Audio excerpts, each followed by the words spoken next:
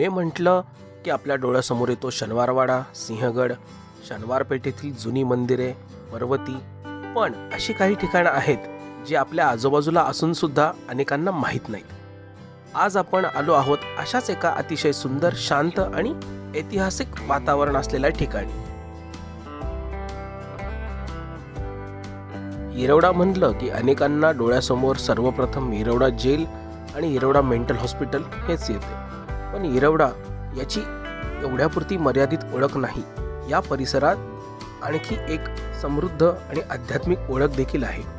येथील पुरातन पांडवकालीन शिवमंदिर, सादलबाबा दर्गा, परिसरातील विविध प्राचीन मंदिरं आणि सांस्कृतिक आणि आध्यात्मिक वारशाची साक्ष देतात. या प्राचीन श्रद्धास्थानांच्या सोबतीने आजचं आधुनिक येरवडा देखील वेगाने विकसित झालेलं दिसतं.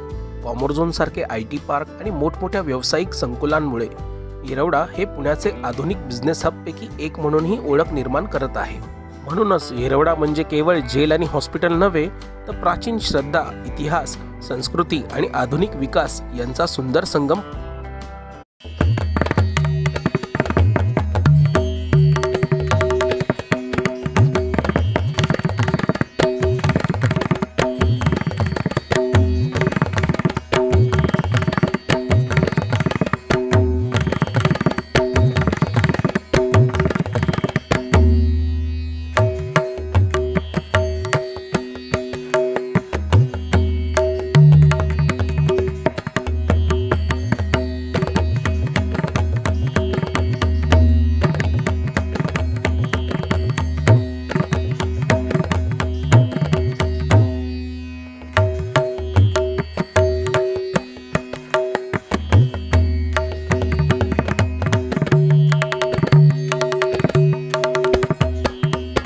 जय महाराष्ट्र मित्रांनो, स्वागत आहे तुमचं भटकंती विथ स्वप्नील मध्ये. आज आपण आलो आहोत तारकेश्वर महादेव मंदिर येरवडा येथे. हे एक पांडवकालीन मंदिर आहे. थोड्या वेळातच आपण आज जाऊन मंदिरातील दर्शन घेऊया. हा आहे पायरी मार्ग, जो टेकडीच्या पायथ्यापासून वरती येतो. आणि अजून एक सांगण्यासारखं आहे इथे की गाडी वरपर्यंत येते. प्रशस्त पार्किंग आहे, त्यामुळे गाड्या पार्क करण्याची चिंता नाही आपल्याला.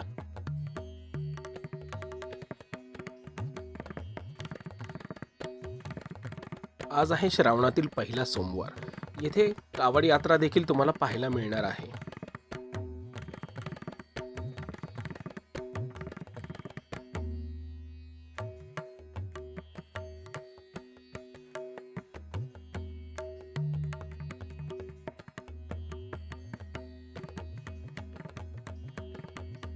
टेकडीवर वसलेलं हे मंदिर, त्याची पाषाणात कोरलेली रचना एखाद्या लेणीसारखीच आहे. आणि इथले स्थानिक श्रद्धा या सगळ्यामुळे हे मंदिर नक्कीच वेगळे ठरतं. तर चला, आजच्या या भटकंतीमध्ये आपण जाणून घेऊया तारकेश्वर महादेव मंदिराचा इतिहास, इथली रचना, धार्मिक महत्त्व आणि या मंदिराचं नेमकं वैशिष्ट्य काय आहे. हे मंदिर पांडवकालीन असल्याचे स्थानिक मान्यता आहे.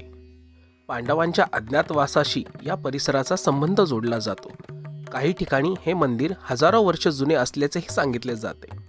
पण एक गोष्ट मात्र नक्की आहे, मंदिराचा पाषाणातील भाग, टेकडीवरील स्थान आणि लेणीसारखी रचना पाहिल्यानंतर या ठिकाणाची प्राचीनतेची एक वेगळीच अनुभूती मिळते.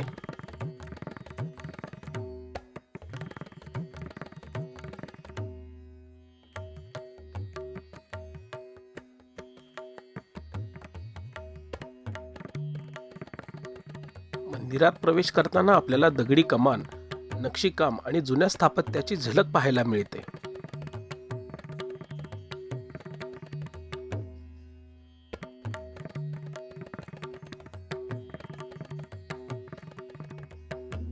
समोर तुम्ही पाहत आहात ते आहे मुख्य मंदिर. डाव्या बाजूला श्री दत्तात्रेयांचं मंदिर आहे. प्रवेशद्वाराच्या वरती नगारखाना देखील आपल्याला पाहायला मिळतो. तसेच आणखीन छोटी मोठी मंदिरं या आजूबाजूच्या परिसरात आहेत.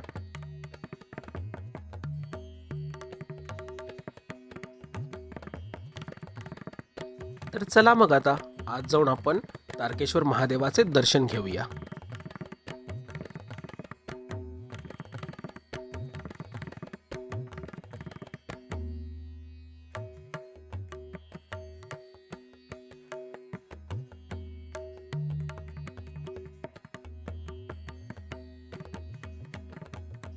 आता आपण मुख्य मंदिरात प्रवेश करत आहोत. गाभाऱ्यातील शिवपिंड हे या मंदिराचे मुख्य श्रद्धास्थान आहे.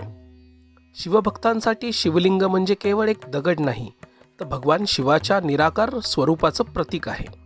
इथे दर्शन घेताना या जागेची शांतता विशेषतः जाणवते. बाहेर पुण्याचं शहर धावतं असतं, पण मंदिरात प्रवेश करताच काही क्षणासाठी सगळं थांबल्यासारखं वाटतं. कदाचित म्हणूनच शेकडो वर्षापासून मंदिरं ही केवळ पूजा करण्यासाठी ठिकाणं राहिलेली नाहीत, तर ती माणसाला स्वतःशी संवाद साधण्याची जागा बनली आहेत. पवित्र श्रावण महिना सुरू झाल्यामुळे या मंदिरामध्ये अभिषेकासाठी भाविकांची गर्दी आहे. काही भाविक येथे अभिषेक करण्यासाठी आलेले आहेत.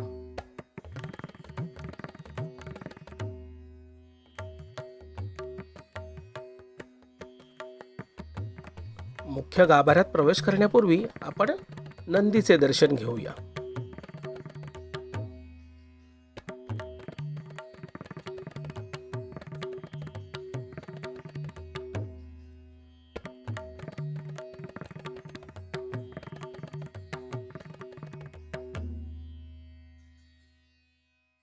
या मंदिराचं आणखी एक वैशिष्ट्य म्हणजे मंदिर परिसरात केवळ महादेवाचंच दर्शन होत नाही, इथे विविध देवी देवतांची मंदिरं आणि मूर्ती देखील आहेत. श्री गणपती, मारुती, विठ्ठल रुक्मिणी, राम लक्ष्मण, काळभैरव आणि इतर देवतांचे दर्शन या परिसरात घेता येते. तसंच दत्त मंदिर, साईबाबा मंदिर आणि इतर देवतांचीही श्रद्धास्थानं या परिसरात आहेत. म्हणजे एका मंदिराच्या परिसरात आपल्याला विविध धार्मिक परंपरेचा सुंदर संगम पाहायला मिळतो. यामुळे हे मंदिर स्थानिक भाविकांसाठी केवळ मंदिरच नसून एक संपूर्ण श्रद्धास्थान बनलं आहे.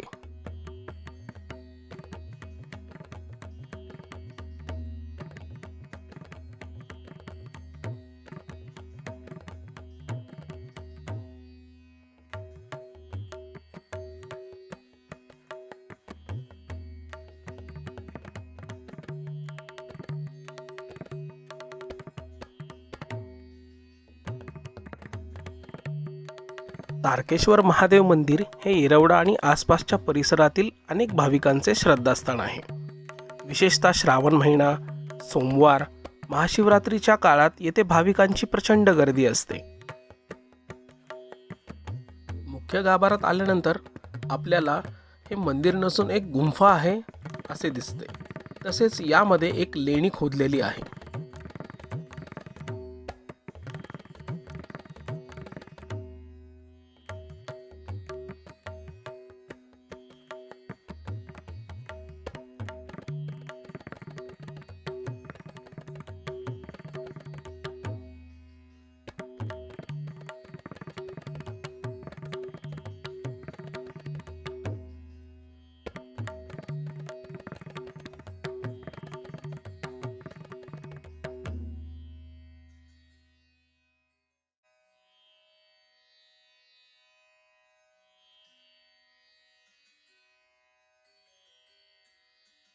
महादेवाची भक्ती म्हणजे केवळ मंदिरात येऊन पूजा करणे नाही, तर मनातला अहंकार, राग आणि नकारात्मकता सोडून स्वतःला शांत करण्याचा एक मार्ग आहे.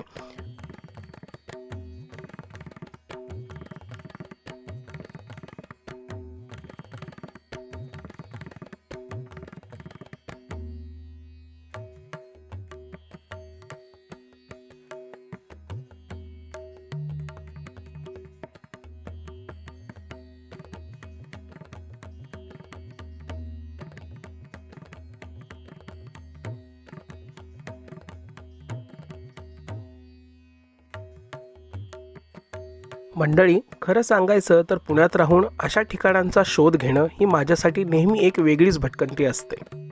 कारण आपण मोठमोठ्या पर्यटन स्थळांना भेट देतो, पण आपल्या शहरात अगदी जवळ असलेली अशी ऐतिहासिक आणि धार्मिक ठिकाणं अनेकदा दुर्लक्षित राहतात.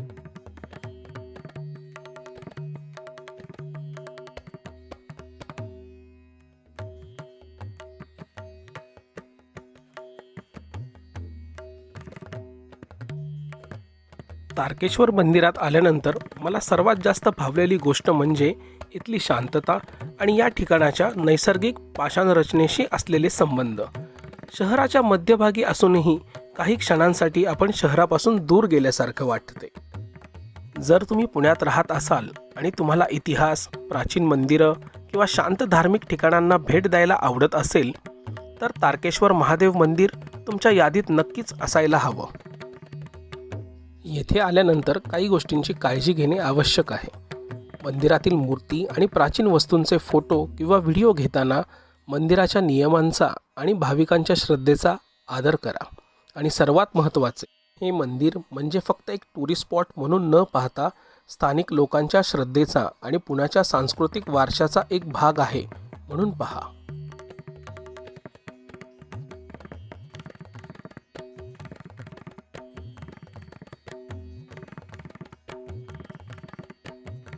तर चला आता मंदिर परिसरातील इतर छोटी मंदिरं देखील आपण पाहूया.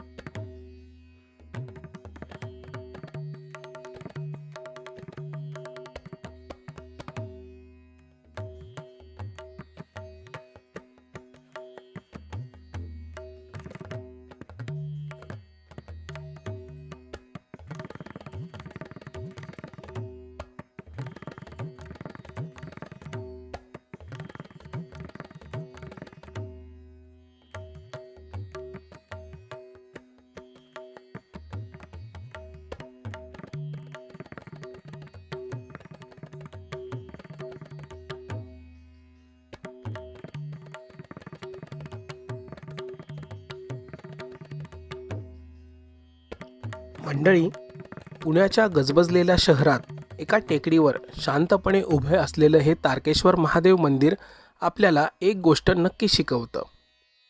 काळ बदलतो, शहर बदलते, रस्ते बदलतात, पण काही श्रद्धा आणि काही वारसा पिढ्यानपिढ्या जिवंत राहतो. कदाचित म्हणूनच अशा मंदिरांना भेट देणं म्हणजे फक्त दर्शन घेणं नाही, तर आपल्या इतिहासाशी आणि आपल्या संस्कृतीशी जोडून घेणं आहे. आजची ही भटकंती तुम्हाला आवडली असेल तर व्हिडिओला लाईक करा, चॅनलला सबस्क्राईब करा आणि हा व्हिडिओ तुमच्या शिवभक्त आणि पुणेकर मित्रमैत्रिणींना नक्की शेअर करा.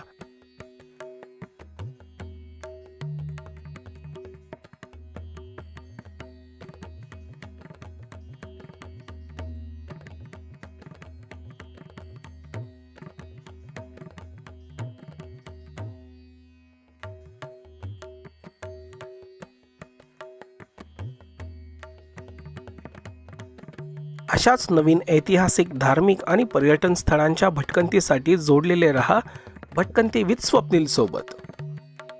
मी स्वप्नील. पुन्हा भेटूया एका नवीन ठिकाणी, एका नवीन भटकंतीमध्ये. तोपर्यंत हर हर महादेव, जय महाराष्ट्र.